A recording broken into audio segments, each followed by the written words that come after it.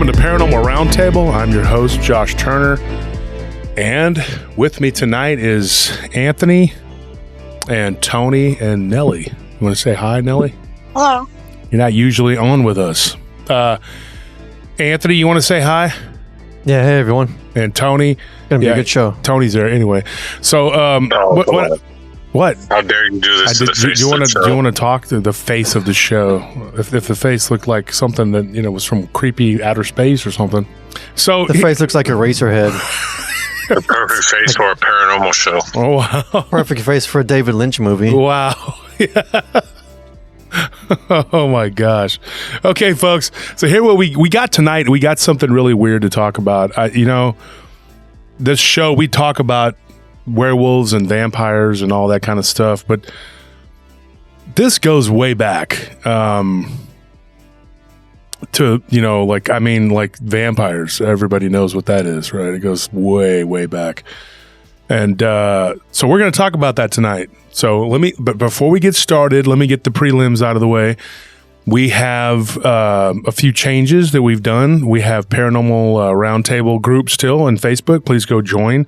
But now we have a new group. What is it called, Nellie? Paranormal Big Top. Paranormal Big Top. Because we no longer have Paranormal Lounge. That has become, what is it? Is that Ry Voss's group now? Yes. Supernatural Town Hall Sessions. Oh, is that what it is? He's correcting us. Okay. Okay. Yeah, so Supernatural Town Hall Sessions. Okay, so that's what That's the name of the group, not his show, though. No, his show is Codega's. Yeah. Yeah, Codex Paranormal Lounge became Supernatural Town Hall Sessions. Yeah, you tell him, Nelly. Someone needs to keep him in line because he's always on to us. Yeah, there you go. He's always bugging. So here's what we got going on, man. Tonight, before we get started, I want to get this out of the way. I know some people have complained, and they're like, I could do without that first 5 minutes. And I'm like, wow. Well, then do so silently. Then wanting to timestamp it. You don't have to announce that. Just skip ahead. Yeah. And so sometimes we'll stretch it out a little bit on purpose, folks. I just want to let you know that, okay? Because we know how much time it's going to take to do the stories. And so we might stretch it out a little bit. But tonight we got a lot to talk about, so we're going to skim through it real quick. Paranormal Soundtable. That's our music label that Nellie has written, the songs.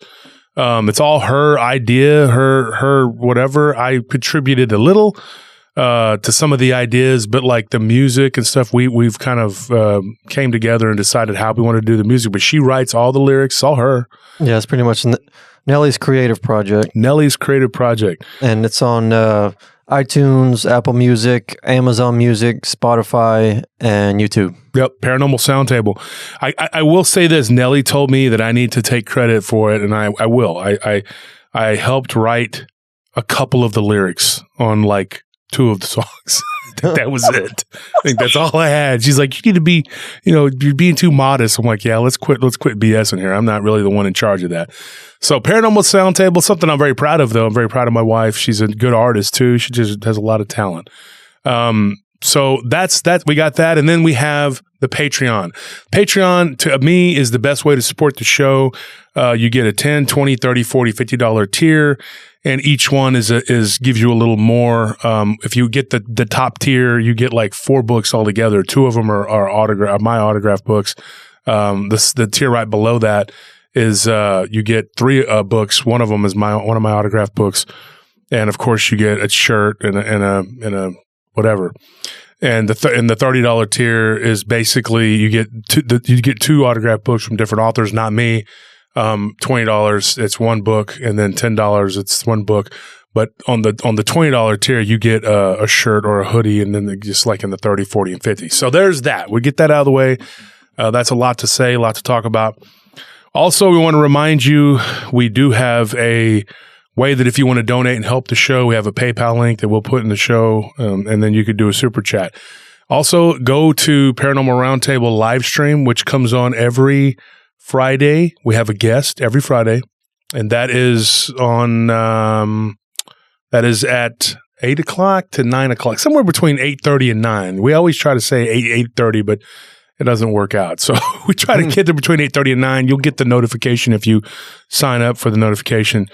So you want to do that, and then Saturday we do the Alien Agenda Roundtable that's been going on for about 2 months almost, and it's been a big hit, and it's really starting to catch on. We don't have as big a crowd that comes in, it's about 300-400 people, but it's still, we get some views on it, and then people that have watched it have taken the time to go and check it out, and not just dismiss it because it's not werewolves and vampires and Dogman and Bigfoot, the people that have watched it said they really like it a lot. So and then and it's always 2 or 3 guests on there. And then on Sunday, I just retell people's stories. It's just me, Anthony, and Tony doing the roundtable.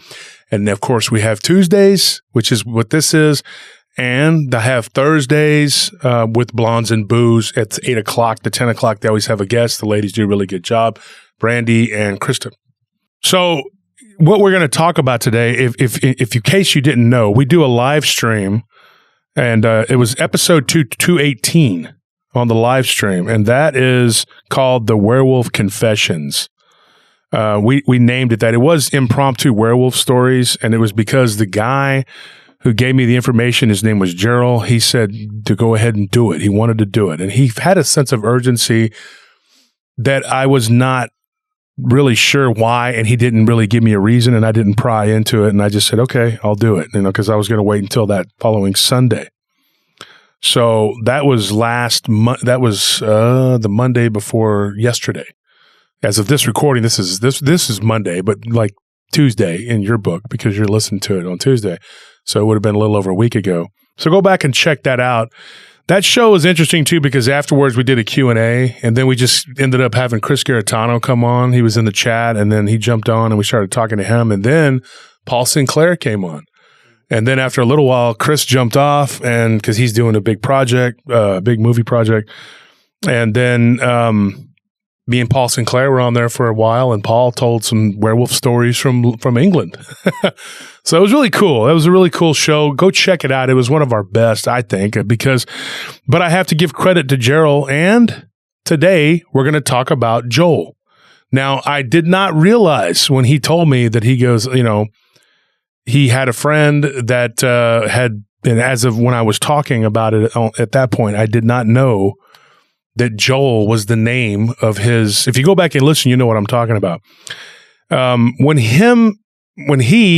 Gerald and his buddy Joel got in trouble with this cult, I guess you want to call it a demonic cult, they were doing something they shouldn't have been doing. They were selling narcotics and to this cult, and they ended up getting sideways because Gerald did not exercise discretion and did something he shouldn't have done. And then they got found, they found out about some things they shouldn't have found out about. So these people went and got him.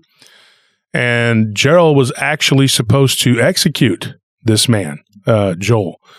And so when I didn't realize, though, that that was his aunt's boyfriend, that this was the guy that that was his name. He didn't, when he was telling me the story, he didn't give me his name because he didn't know what Joel wanted to go by or whatever. So he just said, my aunt's boyfriend. And I thought his aunt's boyfriend would be like 20 years older than him or something like that. But his aunt's only like 7 years older than him. And Joel's a couple, like 2.5 years younger than his aunt. So he's only a few years older than Gerald. But this man now is like over 60. So he has no reason to lie to me. And I really believe what this man told me. I really do. I think that these guys were being honest. I don't think this is some kind of, jerking me around or nothing. And Gerald, at least according to what Joel told me over the last few days, and of course, Nelly, Anthony, Tony know that I've been talking to this man for about 4 or 5 hours. I finally got most of it out, what he needed to say. And it took place over an hour to hour and a half blocks over the last few days, up until Sunday, through all the chaos and turmoil that we've had going on. We've had a lot going on with work and everything else. I managed to get this done. And it was like, oh my gosh. Weird thing too. I was watching Tex's Front Porch, and he had Brandy on, and they had a guest, and I'm sorry, I can't remember her name. I think it was Kristen or something like that. And she was talking about some stuff, and it was last night's show on Monday. which would be as of this telling right here. But they were talking about hell and some different, like things that, and all of a sudden, like people's comments weren't going through, and they were having like technical issues and stuff. So when I was talking to Joel, it was even worse than it was when I talked to Gerald, because there was a few weird things that when me and Gerald were talking, like, I was like, I thought I heard a voice and it wasn't Gerald. And Gerald goes, yeah, you're going to hear that. And he said, those are spirits. That's what he told me. He was very matter of fact about it. These guys are now hardcore born again Christians. And one of the things that Joel said the same thing. He said that there's like always going to be this presence around. So he would be talking and then he wouldn't hear me. And then at times I wouldn't hear him, and we'd have to like catch up. And it was very frustrating. So it was like somebody was trying to stop us from communicating, or something was trying to stop us, but we got it done. And my voice is on the verge of going out, so I'm doing my best I can to try to say what I got to say. But I'll say this, and this is the most important. Let me adjust the mic. Sorry about that. I want you people to understand what I'm telling you. This is serious, what I'm going to tell you. For those of you, I'm not going to give the backstory. Just go listen to the show.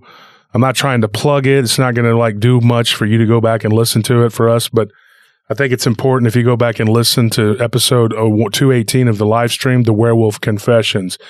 Now, that's not 218 of the regular 1 hour show. That's the live stream, and they're numbered, whatever.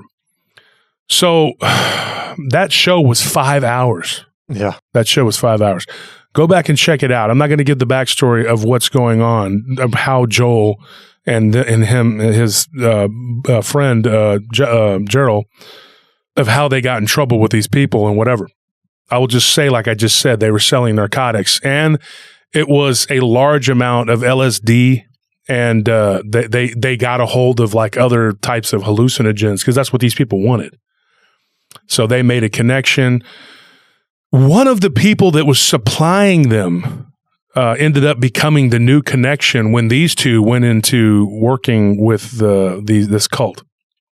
And so that person got talked to by them, and it was crazy because like the first like month or so, everything was fine. And then that person displeased the council, as they called it. Each of these places where they go to do their business is called the temple. And so it was like a revolving door of dealers at one point. He said that guy disappeared, and then another guy took his place, and then he goes, dude, it would have been like, it was crazy. And so they tried to initiate one of them that they were connected to, this guy Carlos, who was a big-time dealer into the cult, because he got found out by them, and or what they got found out, and they were like, well, we can give you a choice. So he said, okay. So he joined, but he had a problem. He liked to do drugs himself, and that was not acceptable because the drug that he liked to do was cocaine. And so they were like, nope, that's you can't do that. And so when I was talking to Joel, this was interesting. I told him, and I'm just going to start right here. This was toward the beginning of his initiation when he became what he said was a vampire. He practiced vampirism. He drank blood, and he began to need it. Now, it wasn't like you would think. It's not like Twilight. It's not like, a Nosferatu vampire-looking guy or whatever. Those do exist, according to him, and we're going to get into that too. Those do exist, according to him. There is a creature, an ancient creature, which I suspected came from within the earth, and I was right about that. I asked him about that. Some things, though, that I didn't know, I had no clue about, and he just told me about it, and I learned a lot. They live a long, long time, and they're not immortal, but they live a long, long time. This guy that Carlos that took over their spot as the dealer or whatever, there was like the third guy, I guess, that they had dealt with. He was dealing other things too, and they told him, okay, that's fine, because they wanted money too, and they'll do anything for money, but they don't want to be found out. But they have a lot of people in high places that keep them from getting in any real trouble. And so we'll get into that too. But this guy, Carlos, what happened was he had a taste for this drug. And so they have this thing that attaches to their body. They call it the other. And we discussed that on episode 218 of the live stream. The other comes in and it embeds itself into your spine. And then it looks through your eyes, looks through your body. And it uses it, and you develop a symbiotic relationship, much like Venom. And I was actually told that by these guys because, Gerald had said something about that. And of course, Joel said, look, it's my grandson talked to me about Venom, and he goes, and so I knew what it was. He goes, and when I really sat back and I watched that movie, the one with Tom Hardy, he goes, I realized that that's very much like what that is. And I never read the comic books or anything like that. And he remembers seeing it on Spider-Man too, the Spider-Man movies. Yeah. And saying that yeah, I kind of was like, whoa, that's weird, And he goes, so I watched that. And he goes, and I'm not into comics, but I watched that because of the Venom guy, And he's like, that's very much how it is. But he said that, it's a weird thing because this thing will unattach itself and then reattach itself. And if you do something that is addictive and then you try to stop, it's like either you can't stop or it'll go and it'll unattach and go find somebody to latch onto. Now, I asked him about that, and I said, did those people become werewolves or vampires? He goes, no, but it can create a psychosis in them that makes them think they are. So that was interesting. He says some of these people that are like, I'm a vampire or werewolf, he's like, they're actually being possessed by one of the others that makes them think that. So if you have one of these things on you and you begin a drug habit, which you then stop, then it'll unattach itself and go find someone. It will find someone else if you're powerful enough to stop, which happened to Gerald because Gerald was a heavy drinker. And he would also do drugs, as we talked about on that last episode. And what he would do is he would make an agreement with the other that because they were not supposed to do that. And you become part of like a hive mind, but it's kind of like a camera. It's weird. He goes, you can turn it off and on by bribing the other. It's like supplication. So you'll say, hey, let's go eat pancakes. We're not supposed to eat pancakes. And the other's like, okay, well, I'll just tune out, and then. Yeah, because they want worldly pleasures. Pleasures, yeah. But they're supposed to resist. And he said that Gerald's, him being a werewolf, he said that his was like high strung and it was a younger entity. The older entities tend to be attached to a werewolf so that they could control it better. But he said for some reason, Gerald's he ended up getting a younger entity. And what I mean by younger is like, one that's 1,000 years old, Yeah. But he said some of these vampires that tend to live longer than the werewolves, he said that they could be up to 2,000-3,000 years old, these entities. And that he knew some of the warlocks that had some that they claimed were like upwards of 8,000 to 10,000 years old. And at the very, very top, he said there were some that were like ancient beyond, like you couldn't even measure. We don't even know. But he said it just goes on up the chain. One of the things that he talked about too, like he said that, Gerald had a drinking habit. It had unattached itself a couple times. It went on like a rampage and like they had to trap it in the temple and put it back on him. And Gerald got lashed for it. Gerald didn't tell me that. So, when I messaged him about it and Gerald just says, oh yeah. And he says, ask Joe, he'll tell you whatever. But it always comes back to you when it unattaches? Not always. Not always. And if you lose it, that's a death sentence for you. I mean, you're done. You're done because if you have no more powers and then they'll catch you and they'll just destroy you. And one of the things they do, they literally will eat you alive. So it's not something it's not a fun thing at all. And he asked me this question and he says, does this bother you to talk? Are you worried about talking about it? And I said, no. And he asked me why. And I said, well, I talked to Gerald and Gerald told me that if you're anointed in Christ, if you believe in the power of Christ, and according to Gerald, though, it's not just that. I mean, there are actually good people that they just don't mess with them because it makes them sick if they try to mess with people. And Joel reiterated this sentiment that there are people who are destined to become Christian too. And that God, it's like you try to mess with them and it doesn't happen. So even if they're not there yet. They're not there yet, they will be. Yeah. He goes, you can see them because they have like a glow. And he goes, and you can't mess with them. And he said that they don't really tell you that in the initiations that you can actually drop out and become saved. But one of the things he also talked about, he said, dude, there were people that they wouldn't mess with, just particular powerful people. Like there was another coven that was adjacent to them in another town. And he said that coven, they didn't have anything to do with that coven at all, nothing. And they were not like higher up. They weren't even in the same organization or anything, but they didn't talk about them. They didn't mess with them, and they just did not have anything to do with them.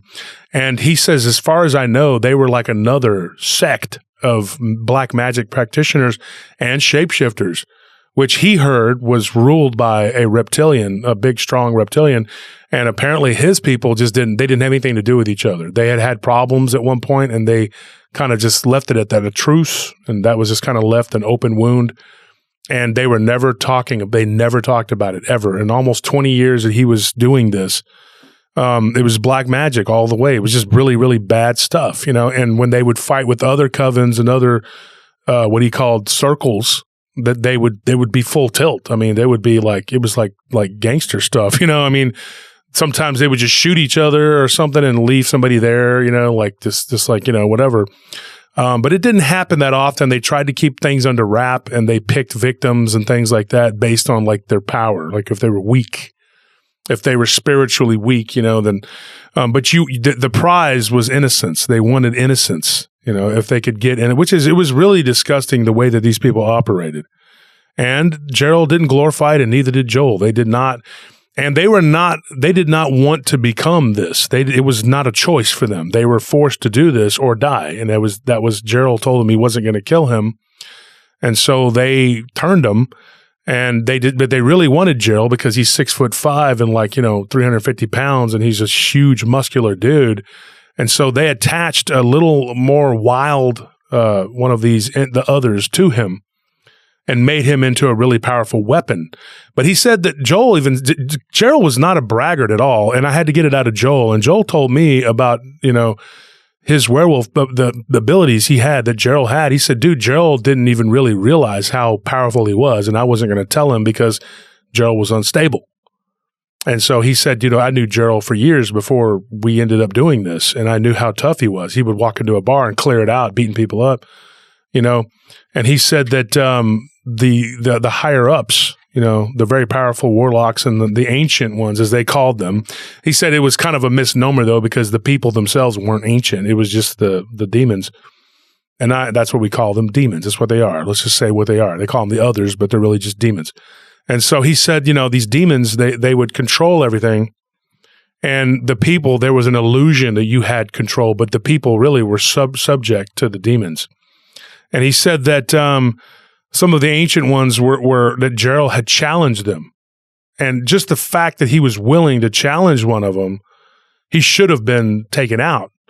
But this very powerful warlock like smacked him. And I think I talked about that on the Werewolf Confessions. I'm pretty sure I talked about that. But he got hit with this like energy, and it knocked his other out, and they had to go and like get it back in and get it on him. And he got in trouble for that because he challenged one of them. And Gerald was still learning, and that was only like 2 years in or something. And that's nothing to these people. Drinking of the blood. Now that's what I'm going to tell you about right now. One of the things they would do when they would drink the blood, it was ritualistic for the werewolves. They didn't need it, but it gave them energy, power. But for a vampire, it was life. And he said that the more innocent the blood, the better. And he said that there were some people that would come to the temple that were willing. They were like family members that they were willing to give their blood, and they would get paid for it. And they were told, you don't talk about this. He goes, and of course, inevitably they would say something, and then that would be it for him. But he said that, go ahead. The want for the innocent blood is because it's not heavy laden with sin. Because I think the sin is stored in the DNA. Yeah, that's pretty much it. Because if they had drank blood, what he called tainted blood was people who did drugs, who drank, all this other stuff, smoked cigarettes. They would still do it. They would use it. They would take it because it would get you through, but it wouldn't give you as much power and energy as an innocent. Unfortunately, the younger, the better. Okay. So it was like it was horrible. I don't even want to get into all that. It's just, and so there were a lot of people who weren't willing, let's put it that way. And they worked with other organizations, and they even infiltrated this particular group of them. They had infiltrated city councils, and they were located all over the country. I mean, and all over the world. I mean, they had like an office in Italy and Rome, and in Venice, and they had them in France, like in Paris, and all these different places, and in Eastern Europe, and all across the world.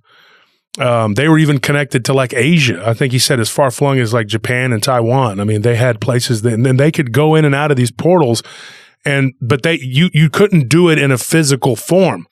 But one thing that he could do that Gerald could not do, and Gerald didn't even give me how to do this, whatever. It was Joel. Joel said one of the things, he goes, I heard your interview, or I heard you, what you said about Gerald. He goes, you were spot on.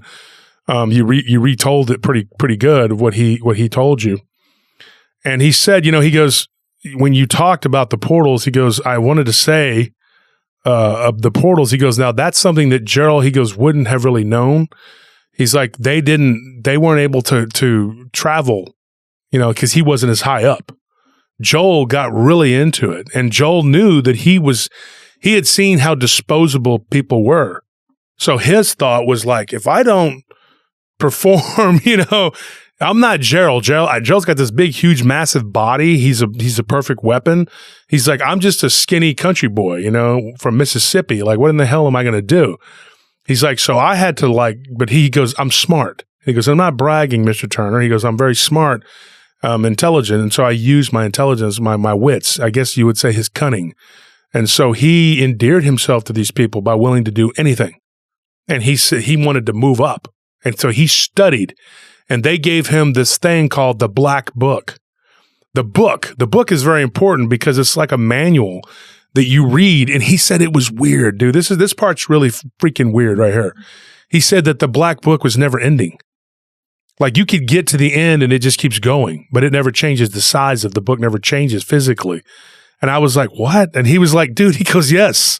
And so I said, that sounds like Harry Potter or something, And he goes, yeah, but it's not no joke.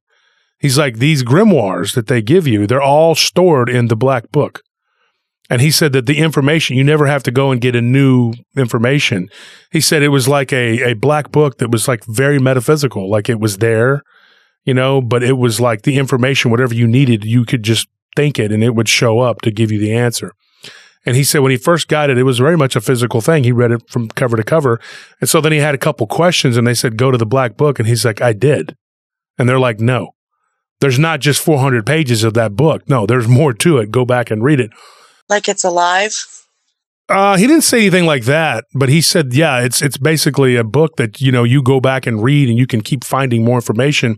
Another thing that he was able to do through the drinking of blood, which I thought was very interesting, was that he could learn other languages.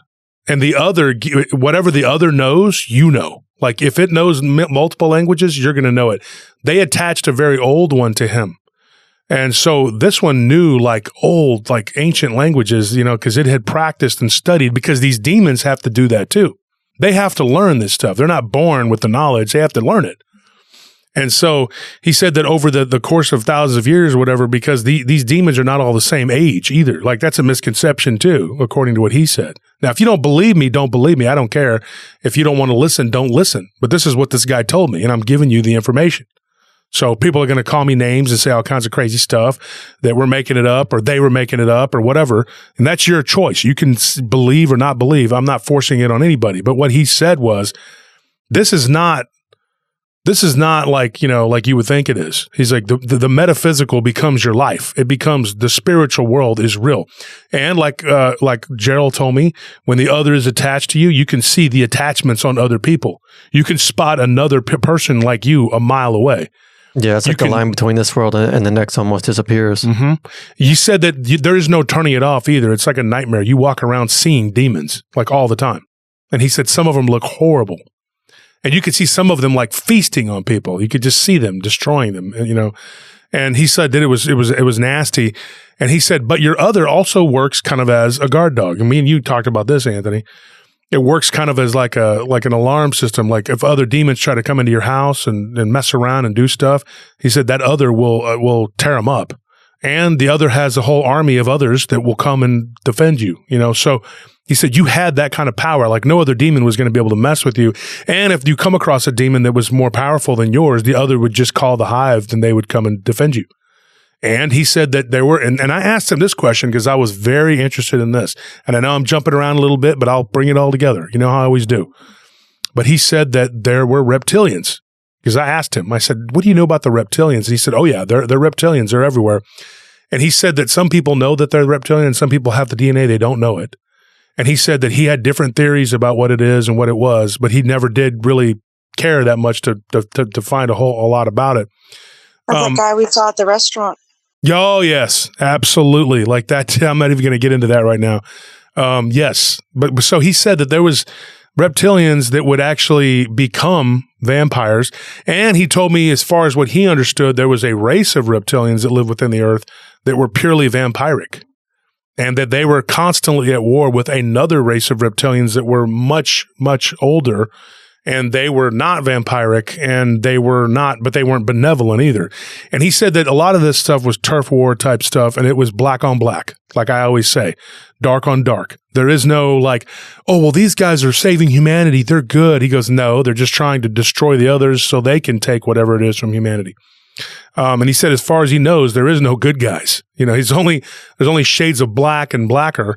But he said that there is, God. And he said, in God, in the organization, it's like they call it the organization, which is really weird. And so the organization, the organized, as they said, they're organized in a way. And that was the big problem for them, was that there was a hierarchy for God, Christ, everything, the Holy Spirit. They did not have that. And that was their Achilles heel. That was the weakness they had. They were able to prey on the unanointed, as they called them, very easily, very readily. There was really not much protection for them. He's like, if you were a non-believer, you were just done. And he goes, and then there were a lot of believers that weren't protected either and they might have even thought they were. He said he remembered one time a guy was like bragging to him, like, you can't hurt me, because he knew what he was. And it's like, I'm anointed, I'm in Christ. And he was like, no, you're not. And if you are, you're very weak in it. And he said, and there was this like black cloud around him. So he knew that there was some kind of demon on the guy. So he easily unattached that demon and then did what he did to him. It was like, wasn't hard. And he said that these people, their piety gets the better of them, and they're full of pride and think that they have this ability because they pray to God, but it doesn't do any good because they're constant at center. They don't stop. And so he said that was a big problem for the Christians that thought that they were. Now, he did say this: you as a vampire could not go into particular churches. He said some of them, the churches were so weak, you could walk in there and do whatever you wanted. But most of them, you couldn't even enter the door because there were true, powerful believers in there that were believers in God, in Christ. But he said that we stayed out of those places. But he said, I would go occasionally into this one church where it was just full of hypocrites and liars and frauds and whatever. And he said there was a guy that preached there who actually was a werewolf. Like he was one of them, And he said that he thought it was hilarious that these people were following this dude. This dude was like, yeah, I'm in the Word of God and preaching and and they're like, he's waving the Bible around. And I said, but how is that he's able to do all that? And he said, because he goes, most of his flock were weak. You could see the energy around him. You could see how dark it was. And he had that ability more than Gerald did. Gerald was more of a foot soldier compared to this guy. This guy moved up quickly because he learned a bunch of different languages. He had the ability to read people's minds. He learned a lot of stuff, and he was interested in taking what they called the steps. And the steps basically are the steps that get you closer and closer to the darkness. The ultimate goal is to be able to swim in the abyss. That's what he called it. And I'm like, what? We'll get into that in a minute. But he said that this one guy that was preaching, he called him Georgie. And he said this guy had a flock. And he goes, and most of the flock was, they weren't anything at all. They weren't a bunch of creatures or whatever. He said, but they were very much a bunch of awful hypocrites. And they gossiped all the time and they turned on each other real quick. And he said this guy, Georgie, was able to manipulate them almost like his own little army. And he said that there was another preacher that was very powerful that lived in a bigger city. And he said not far away from where they were. And he said this guy, he was a powerful, powerful warlock, and he could shapeshift, at will. And he said that this guy was leading a flock, a large church. He was a preacher. And he goes, and I said, he's still there. And he goes, as far as I know, he's still there. And he said he's got to be at least 120 years old. And it's a very weird thing.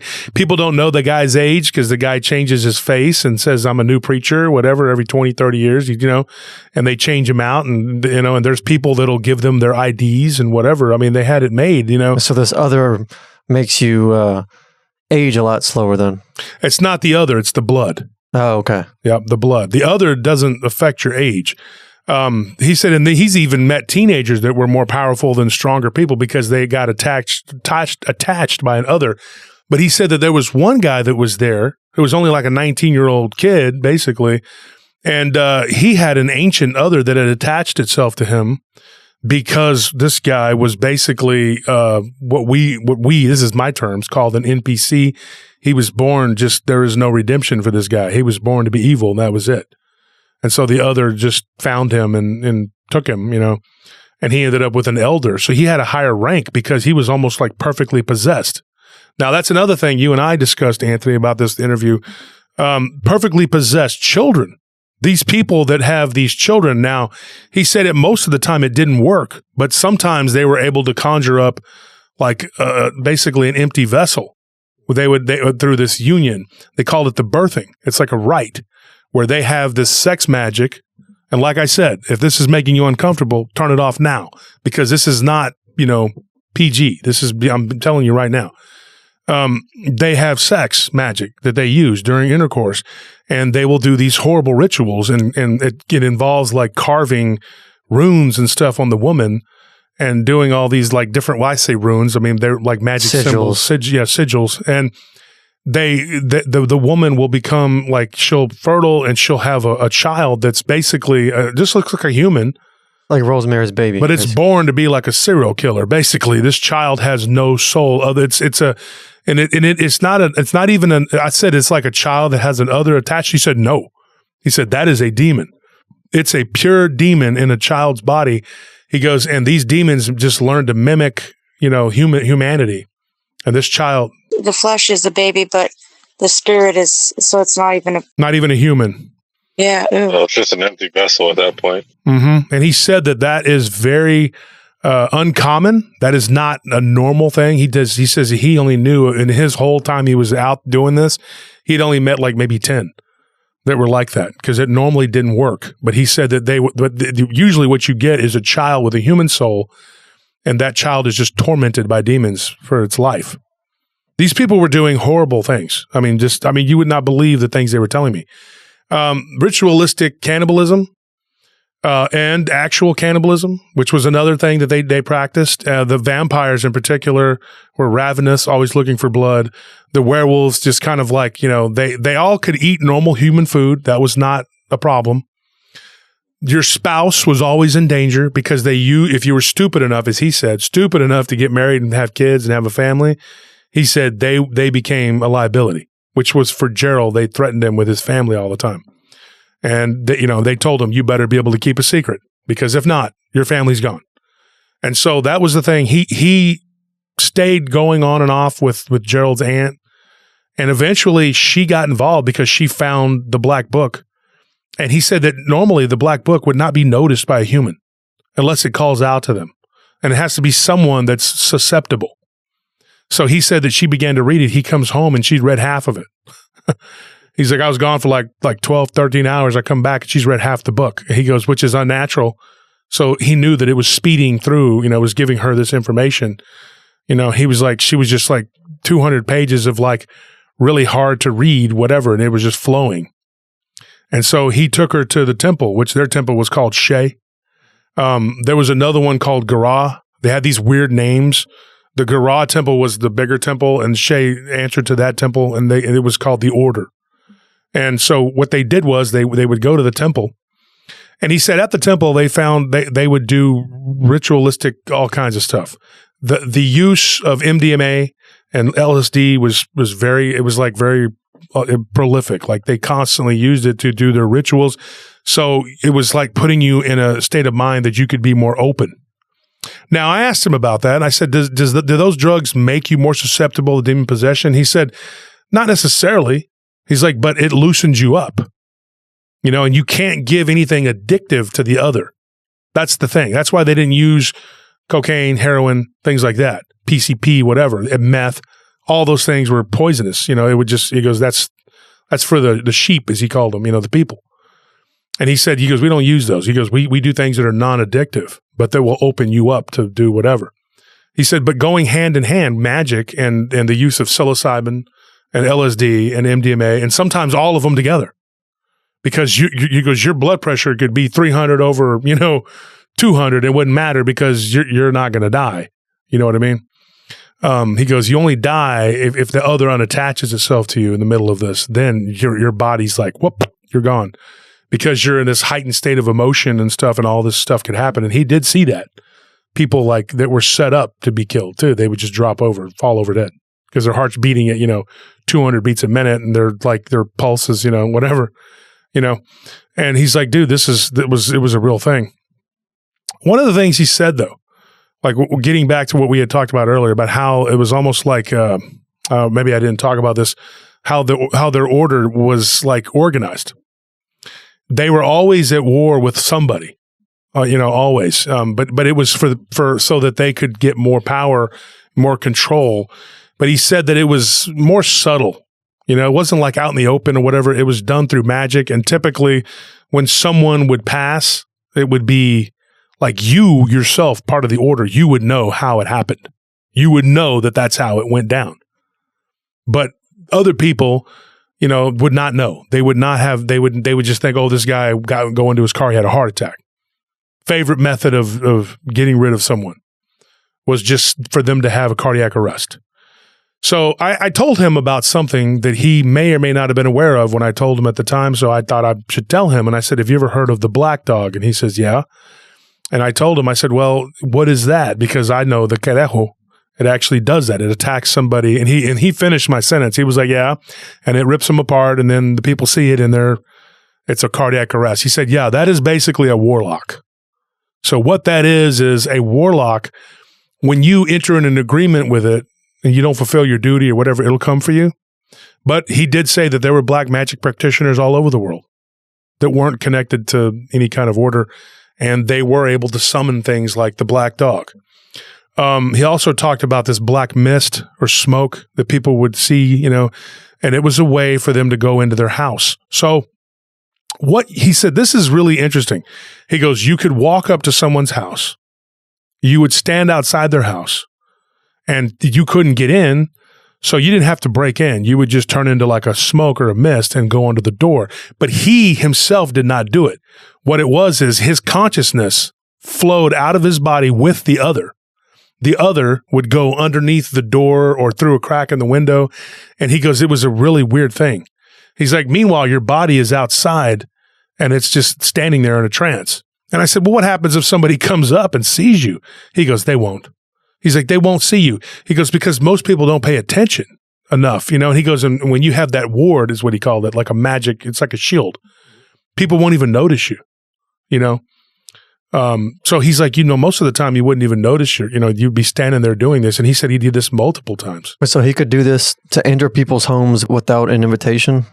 Yep.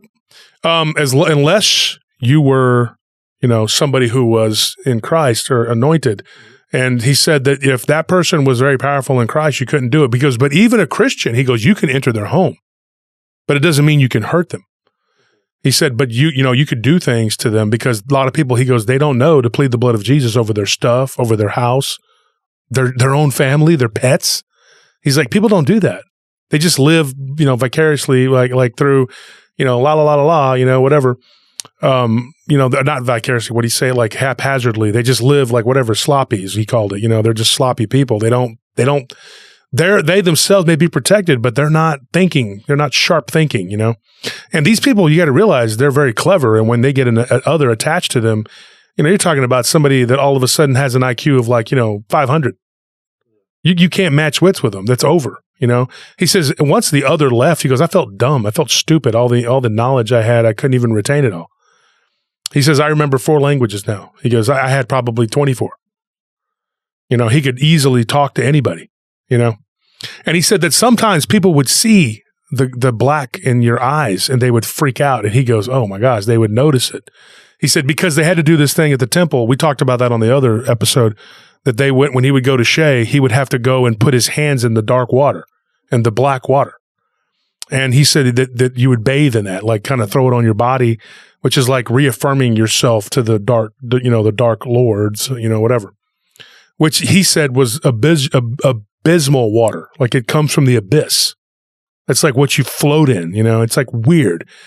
And he talked about this other water that was like this crystal clear blue water that was actually toxic to them and the other, but you did it because you would get like parasites, because he said that there's these like mini demons. It's really weird that they would attach to you. And he said that they were like their own little community, whatever. It's like a bacteria that you would only get if you had that other. And they were just like what they called passengers. They would actually like little parasites that would feed on the other's energy. Kind of like these fish that feed on a shark. They attach to a shark. That's what they are. And he goes, and they'll drain the other's energy if they get too many of them. Like, like if you had, well, as in the spirit, as in the flesh. I mean, in the material world, we have parasites too. So yeah.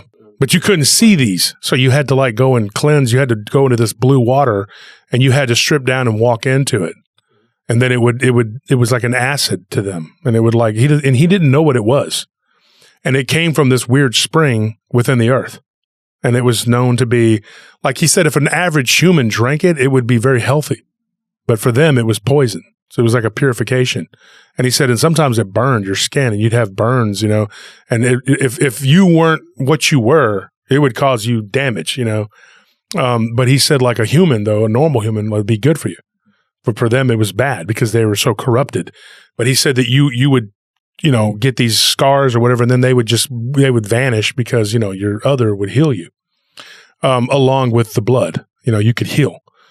But it was always a trade-off. Anything this other did for you, it always wanted something in return. If you did anything for you at all, helpful, you had to be giving it something. And he goes, and I was very busy, always trying to supplicate, this always giving it something, And he said that one of the things he realized too, it wasn't a freedom of having power over other people. It was slavery. And you were just a slave to these things, and you were a slave to the higher ups. And ultimately, the highest of the highs at these orders were basically still subject to the demons. And so he realized real quick that it was just it's not a fun thing. It's not a good thing. People enjoyed the power that they had. Yeah, but it's a sucker's deal. It's a sucker's deal. And he said he hated it, every minute of it. Once he said after about the 10-year mark, he realized, he goes, this is my life. Is it ever going to get any better? Am I going to be stuck like this? And what's going to happen to me when I die? And he knew that what was going to happen. He knew, damn well. But he said that, they were definitely, it was, stuff like, it was bad. And he said that he had seen some of these people pass away, and he said they die in agony, and they're looking at hell. He knows that they are.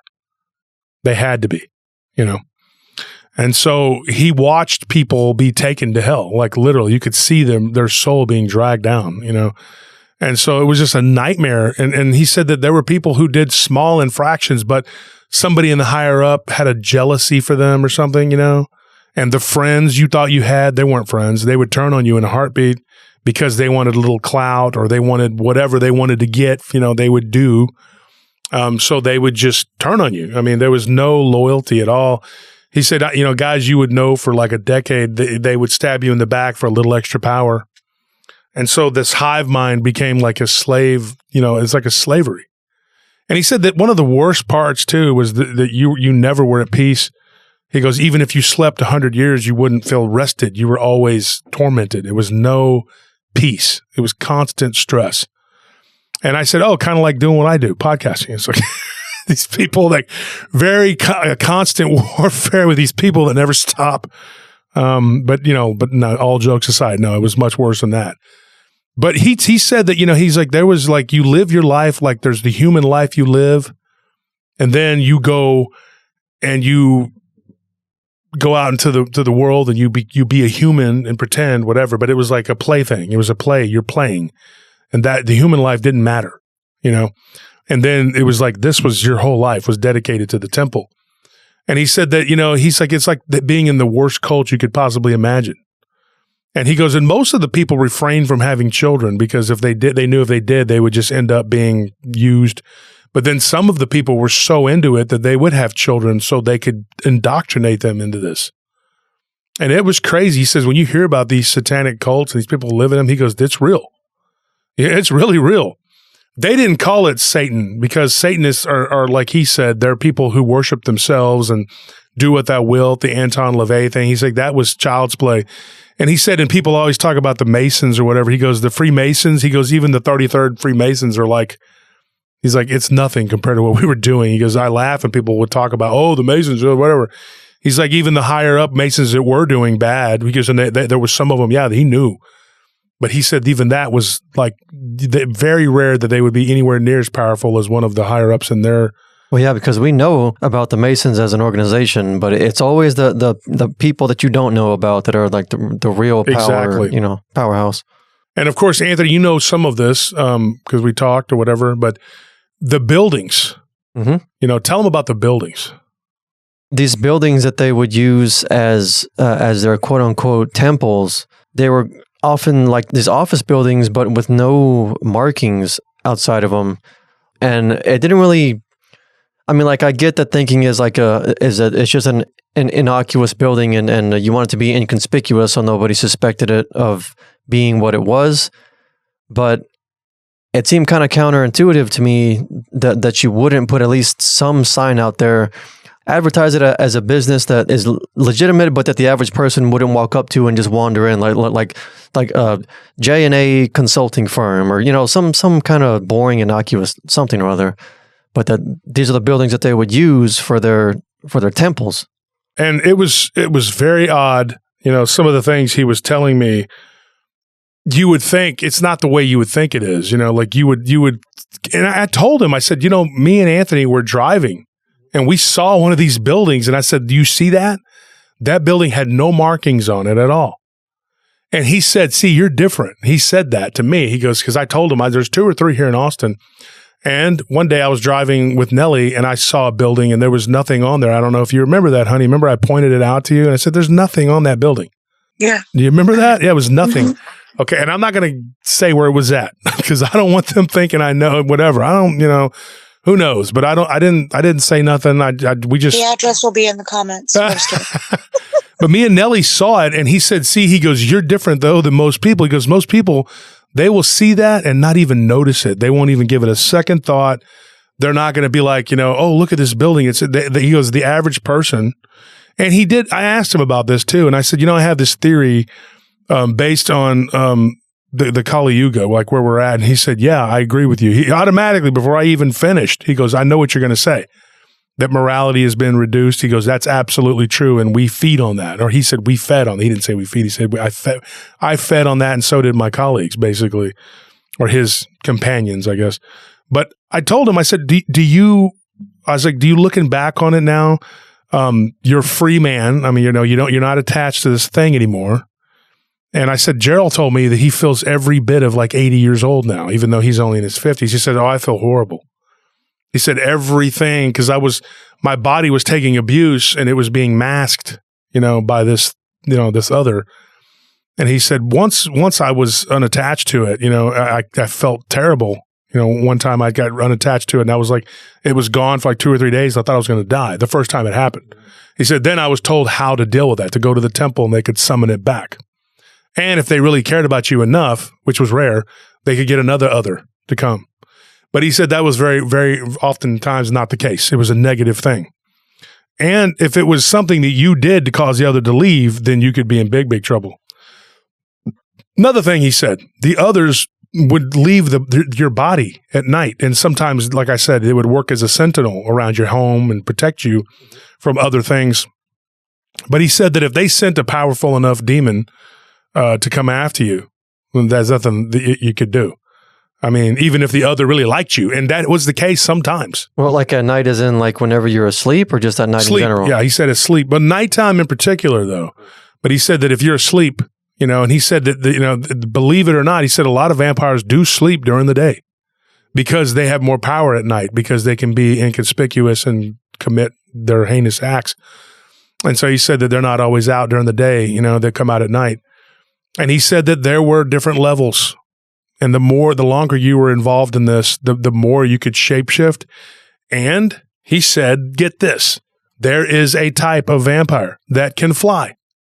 And that they literally, they don't just float up in the air like some kind of movie, but they can shapeshift into a winged demon-looking thing. And it is the mimic of a type of creature that comes from within the earth, which I was right about that.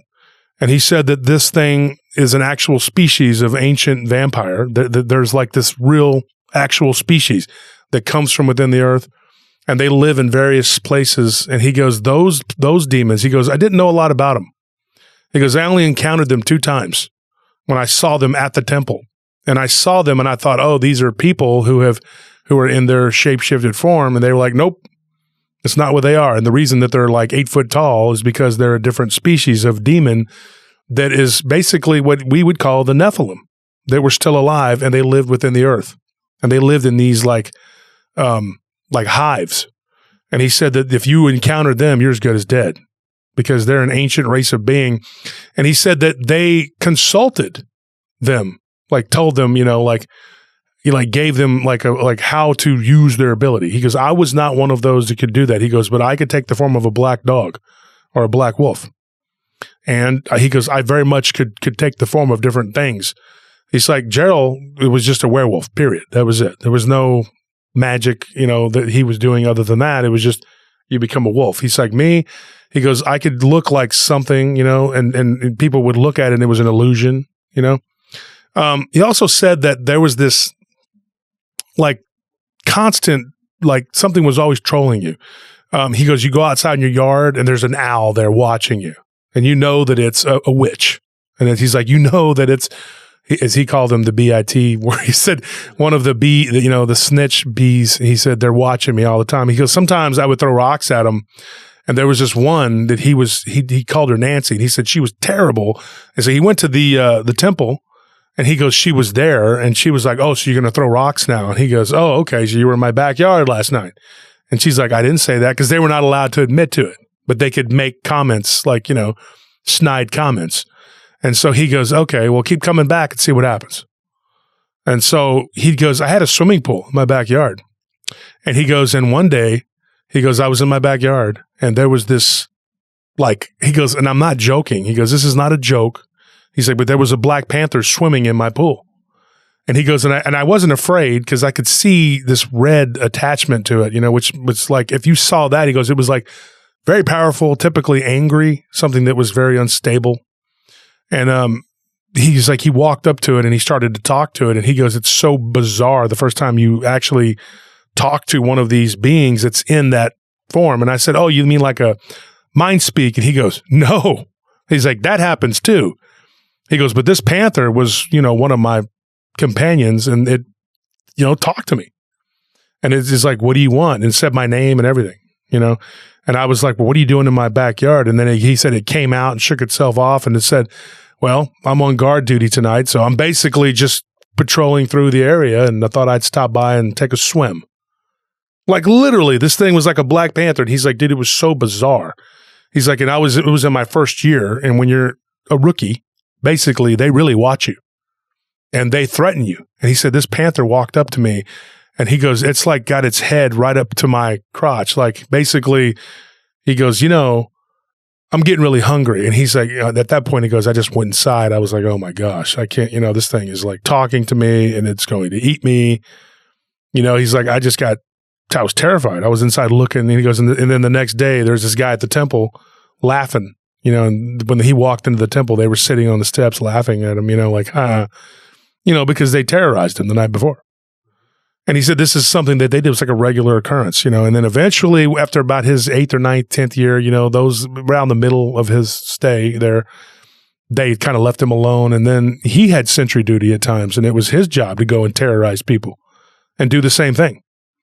They wake up and you're sitting there in their room, and, they're like, they're in trouble or whatever. And they think they're in trouble, but then you're just there to keep them on notice, He goes, and you're constantly being watched, and not just by the other, but by demon spirits that would float around in the house, and they would try to camouflage themselves. And he described something that we've talked about a lot on the show, the Glimmer Man, or the Shimmering Phantom, as we named it on the one episode. He goes, those oftentimes are cloaked demons. Like, they are literally like the other can give you that ability to cloak. He said, what these people are seeing isn't Bigfoot. It's a mimic of some kind. He's like, but it's typically, that's what they are. And he said the reptilians are experts at that. And when a reptilian, and who's got a lot of reptilian blood, and they become a werewolf or a vampire, they are extremely powerful and volatile werewolf or vampire.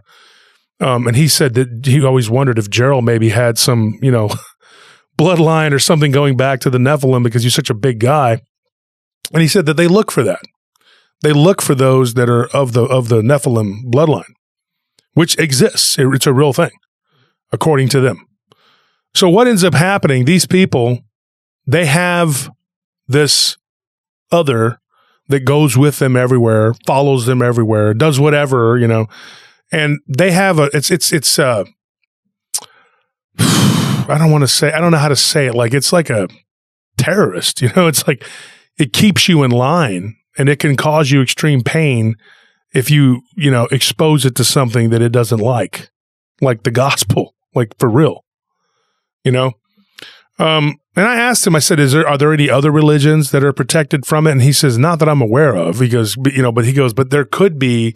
He goes, I heard that it was different in every region. There's its own whatever. And he said, so I don't know about the Far East. He goes, I didn't go there very often. He goes, I only went to a couple different places. But he said that he didn't know if they were, like the Buddhists had any kind of power or whatever. He didn't know if they did. He's like, I didn't study much in the East. He said, a lot of people do. And he goes, and now you got to remember this. A lot of these people they lie because they're evil. They'll lie to each other. They lie, whatever, and they like to play games and whatever, mess with you. So he told me that there were some places, supposedly Buddhists, that were really powerful, that had transcended and could do all kinds of things, and that the orders did not mess with them. So I don't know what that is. But I've also heard that some Buddhist monks are actually followers of Christ. They just don't call themselves Christians. So that could be what that is. I don't know. I would hazard to guess that's probably the case. But he said that, as far as any other religion, he didn't know of any that would stop what they could do. And he said, and it wasn't about the religion at all. It was the person's personal relationship with Christ. Other than that, there was nothing. There were people that would be like, God, God, God, and it didn't matter, because he's like, who is God? And I say that on the show. I'm like, I'm always looking for the true God, I'm a follower of Christ. And, I don't want to be following something that's not the true God, the true living God. Yeah. I mean, Christ warns when he says, when he tells certain people who come to him, like, we not cast out demons in your name, this and that. And he says, depart from me, I never knew you. Yeah. Cause they didn't find him. Yeah. They didn't. They were too busy reading the wrong things and doing the wrong things. And this guy, he was very hyper aware of what the real reality was. And he said that, he goes, do you know, Mr. Turner? He's like, we're living in a matrix. And I said, yeah, I do. He said, yeah. And it's all a big game and you can manipulate it. He said, but the stakes are extremely high. And so he said that what these people do, they've figured out the cheat codes. He's like, because the true God of this world is not the Heavenly Father, the Father of Christ. He goes, it is a mock. It's a fake. This is a sham. According to, they knew this. He said, I've seen the actual true world, and it's not where we're at. He's like, and you could go through these portals. He's like, you would call them portals. We call them doorways, whatever. And he said that, there were like these mercurial doors that looked like liquid, like quicksilver, and you'd walk through them. And he goes, and you could go to the real world, like the real reality, like what is God's creation. He's like, and everybody's stuck in this matrix, but they don't realize that this is a counterfeit. Like, this is what he was telling me. But he said that God sent Christ to pull us out of this counterfeit. And that's the truth. I mean, I knew that. But when he was telling me this, he was very like, this is just something you learn, you know. He's like, but us, he goes, as part of the other, he goes, we couldn't go beyond like the borders of that world. He's like, we were stuck in this sort of like nightmare where we're at. He said, and it's very disheartening once you realize that. And then he goes, and then once you get unattached to your other, you start to realize that he goes, this is, you have to be here. You're here for a reason. And you can't transcend to the other world until you finish doing what you got to do here, which your job is to spread the gospel and to teach as many people as you can so that they can be ready and get out of here. And so we were on the same page with that. There were a couple things that we didn't agree with, and we even argued at one point.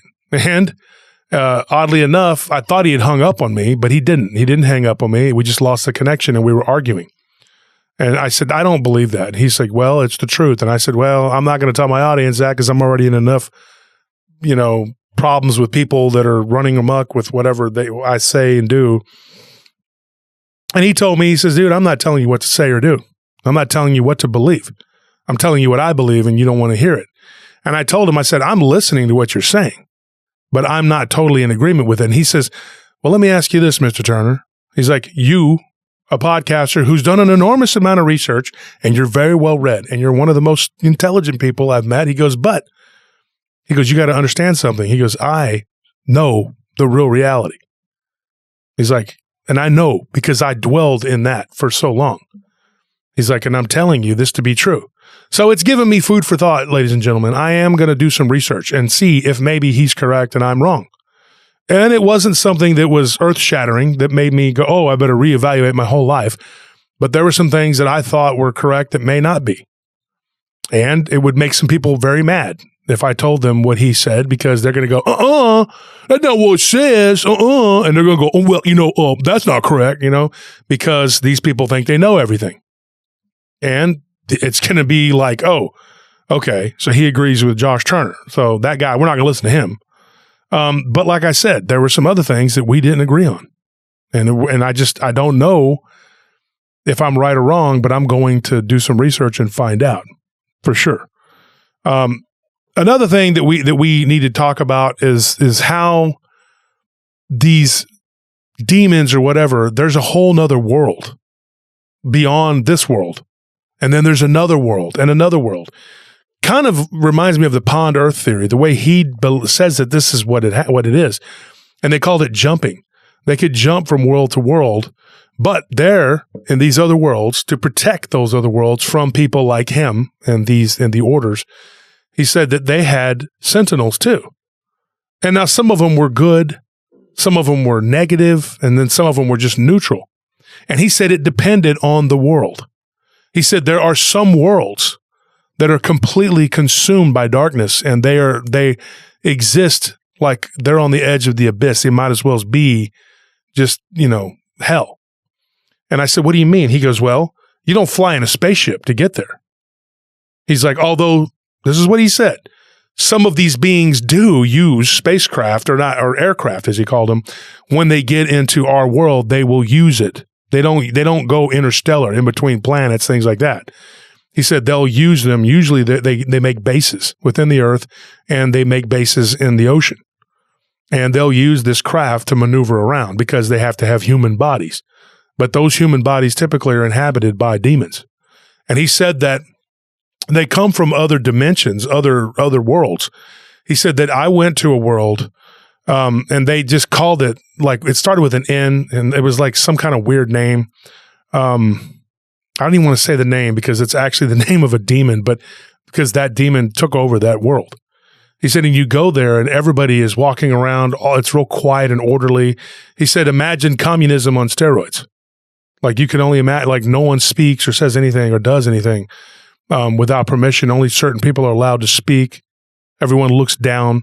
No one does anything. It's completely, and it's just gray and dark. And the best you can hope for is just nighttime because it's just ugly. Then a way you don't see how ugly it is. And he said it was terrible. He goes, and then that was one of the more tame worlds. He said that there were some worlds where it was just completely ravaged by demonic influence. And what they do is they just perpetually kill each other. There's like whole worlds like that, whole realms. And he said that one of the most shocking things he ever saw, and I think I said this on the show, he walked in and he watched these two like 10-foot tall beings standing there. And when they turned and looked, they were like wearing these black latex looking coat type things. And he said it kind of reminded him of Hellraiser, because he believes that some of these people get these ideas for these like Geiger's drawings, you know. Art definitely imitates life a lot more than the other way around. Yeah. And he said that you would see these demons that looked like they were something from Aliens, kind of like that, you know, and they would come out of this abyss pool, you know. And he said that sometimes you would see these like werewolf looking creatures and you knew they weren't the same as you and Gerald, you know what I mean? And he said that you would see them and you would go, what is this? And you didn't ask questions. He goes, I got higher up. He goes, and I became a lieutenant. They had ranks. He was like, dude, I saw these demons and I asked my higher up. I said, you know, it's above my pay grade, but I asked him. I said, what are these? And he said, these are demons from another reality. They're not the local boys. These are not the normal, the Nephilim demons of this realm. They're from another realm. And I said, wow, dude, that was crazy. He goes, yeah, it's not all like you think it is. He said, there are these people that believe that it's just Earth and that's it. You know, it's just planet Earth. You know, there ain't nothing else. There ain't nothing else going on. I'm just going to believe planet Earth. And he said, that is not the case. When you talk to this guy, he had a bit of an accent. Like he kind of talked like this, but he talked so quick and fluid. It was hard to keep up. The guy, and I'd have to tell him sometimes, hey man, slow down. I'm not, you know, this guy was really well versed and he was saying what he had to say and he was trying to get me to keep up. And I was like, I'm trying to get all this down. And so he had to tell me a couple times, even with my memory. And he said that these demons, they were like 9-10 foot tall and they were gross looking. They had like this weird looking black hair that was real sparse and they were pale, had this weird like mouths that were sideways, you know, instead of like sideways that were, I guess, you know, left to right, they were up and down, you know what I mean? And they had all these weird looking teeth, like a Venus flytrap is the way he described it. And he said that there were others that had these little piranha teeth, you know, and they were real hostile. You get close to them and they would snap out at you and they looked like they were amphibious. And he saw Sasquatch looking creatures, which Gerald said that he had never seen that. But he said Gerald wouldn't have known about that because Gerald did not go where he went. He said that was way above his pay grade. He said Gerald would have been like, you know, like a sergeant compared to me. He goes, I became a captain, you know, and you know, I just went up and up. And he said each rank as he got up, you know, higher and higher, he's like, he was able to know more and learn more. And the Black Book was very important.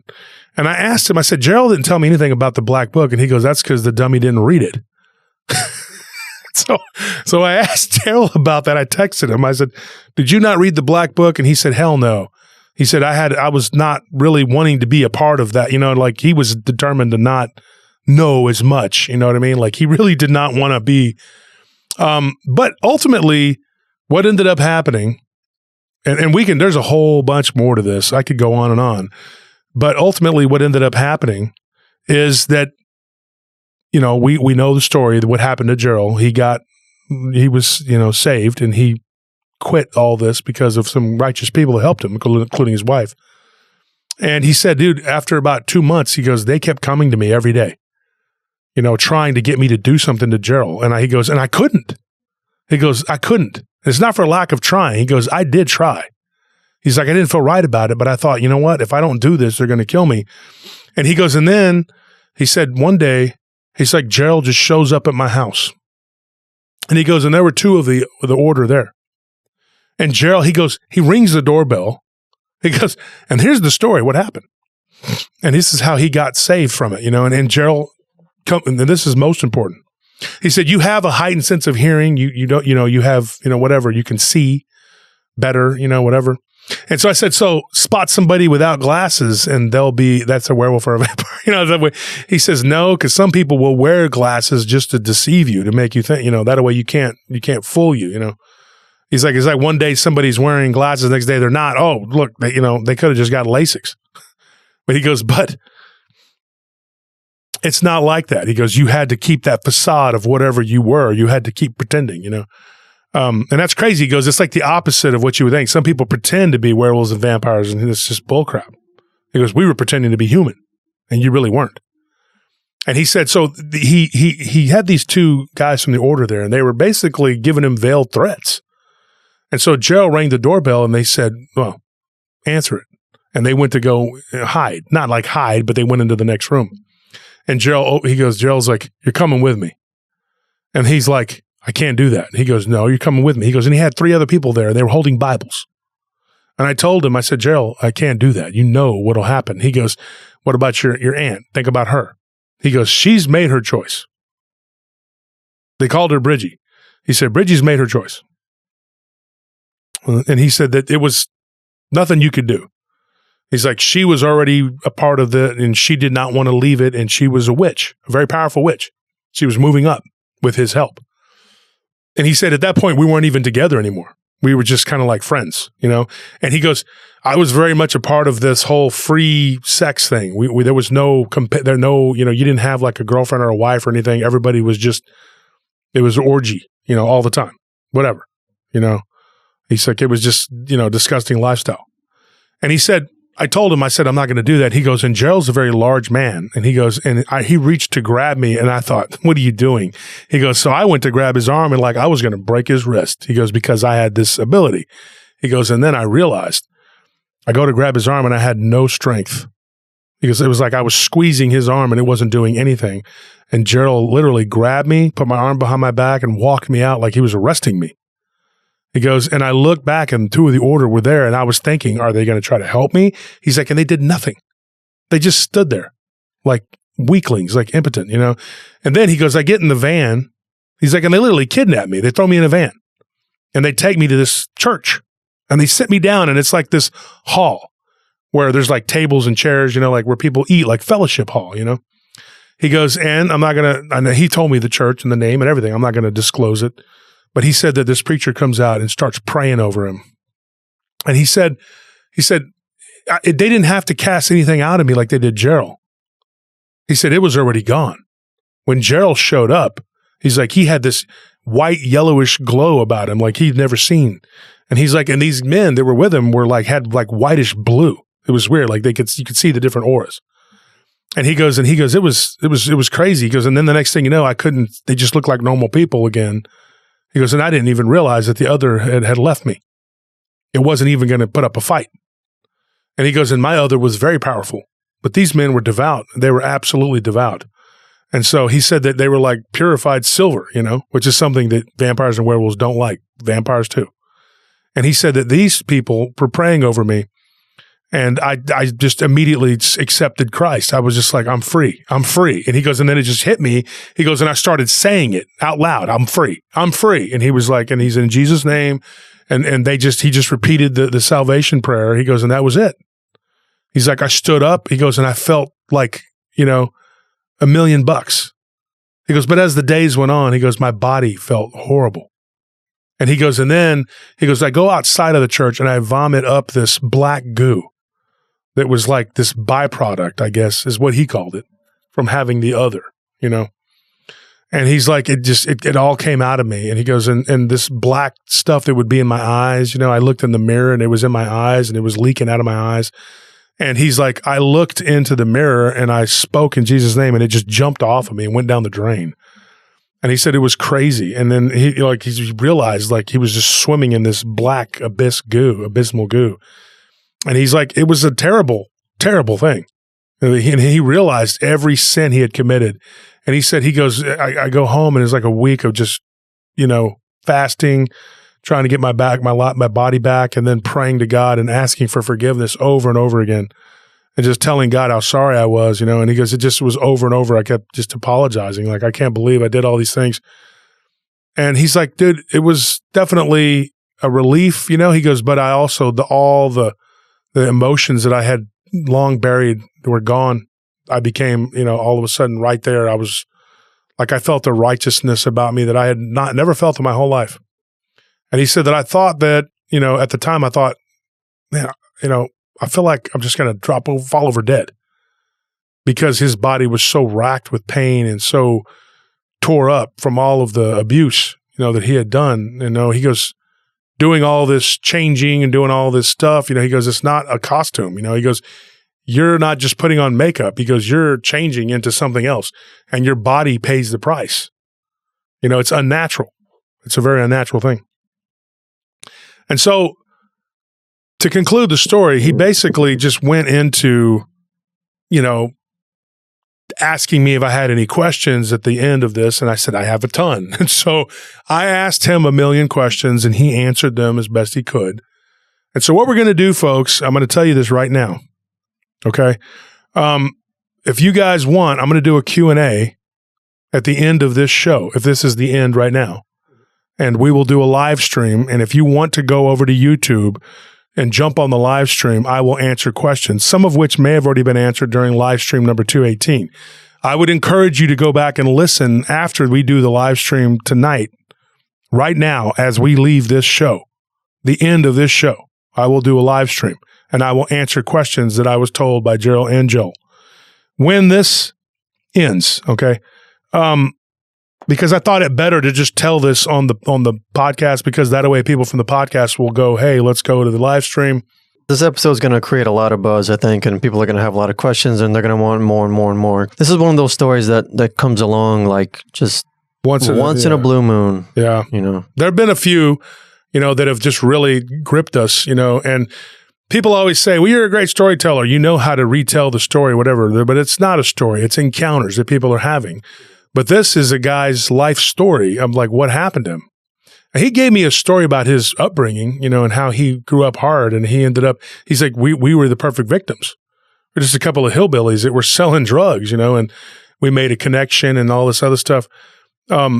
He told me about Carlos, the drug dealer, and what happened to him, and that's a question. If you want to answer, to that? Well, come on to the live stream and we'll answer that question. There's a lot of questions you may have that I did my best to try. Like I said, almost 5 hours of talking to this guy. I asked a lot of questions, and some I was still texting to both of them. They are Christians now. They do go to the same church, and they have not talked much about this because the temple is still there and it's still in effect. He said that through their diligence, basically, though, they've been able to rescue people from these orders because they have a power. He's like, we can walk into those temples and they can't do anything. He said, but it's like you have to be razor sharp. There is you can't play around with anything, He's like, unless you're really, really devout. And he goes, and there can't be any like dabbling in anything, like you can't play with Ouija boards. You can't, none of that. He goes, dude, anything magical at all will open the doorway. He said he had to get rid of a lot of stuff in his house. And there were a couple objects that he had the problems with after this. And we can talk about that too. But I encourage you to come and we'll do the live stream. Like I said, we've talked now for over an hour and 20 minutes. So if you're interested in coming and listening and doing the live stream and participating, that's fine. If you want to ask questions. All right. So for you guys, Nellie, Tony, Anthony, do you have any questions for me to ask right now that I can just answer and then? So when he read that black book, like you said that he read it cover to cover and he thought that was it. And he kept reading more and more. It was like he read it the whole way through. It was done. And then he had questions But he said that at the end, it just abruptly ends. There was no real ending. It was like 415 pages. That was it. But I mean, like, how did he read it cover to cover if it doesn't end? Because he would go back and open it up, and whatever he opened it up to, whatever he was needing, would be right there to be read. Oh, okay. Yeah. It's not just a magic book, not just a grimoire. It's like Nellie, I think you said it was like it's alive. Yeah, it's its own kind of entity, not like a entity like a soul, but an entity of knowledge or a perpetual information, maybe. I don't know. So the contents of it would change depending on what you were looking for or thinking of. He said if you were a person though, like a regular person, and you stumbled across it, it would just look like an old black book, and you would just read the 415 pages. That's it. What if that's what some of these weird like manuscripts are that we can't make heads or tails of? Like, I mean, everyone knows the Voynich manuscript, but like there's some others that I don't know the name of. Well, he described books that came from other dimensions that were here.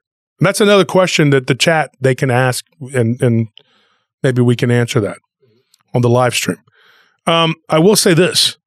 If you or someone you love or know is caught up in all this, I would definitely don't just run up into one of these temples and try to play Rambo, because these people play for keeps. Since the Gerald interview, we've been contacted by several people who've said, hey, I know someone who practices werewolfism. I know another one that said her mother was a vampire, told Nellie. Yes. Yep. And there was a guy who said he thought his dad was one. And another guy even that told me his aunt was a shapeshifter. And then someone who had contacted us, Anthony and me and Tony, who said that his uncle was a werewolf. And another guy even that said he saw his friend change. This is not a joke. And all these people who want to believe, oh, it's dog man, it's out there in the woods running around. Probably not. This could be what this is. And I'm telling you, this is the truth.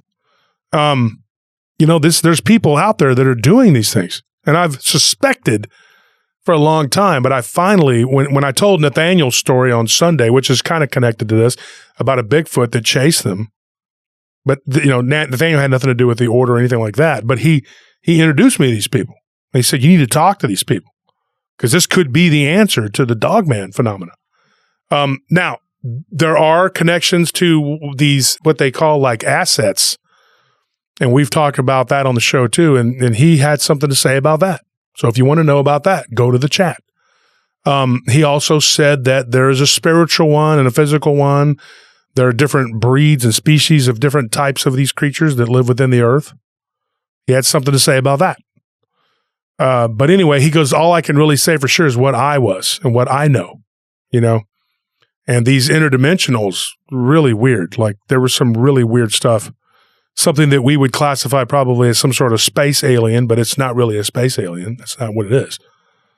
So for Paranormal Roundtable, everybody here listening, if you're on the podcast, sorry if you don't want to go to the live stream and take part in it, whatever.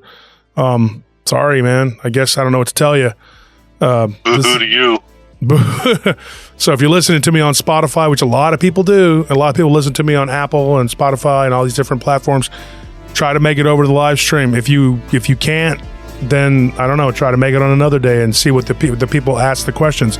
The live stream is very important. I know a lot of people say, oh, I don't want to hear it. I don't want to talk on whatever, blah, blah. There's all these excuses, whatever. But that's what we're going to do because I can't answer your questions on a podcast. All right, so I'm going to let you go. Thank you and good night.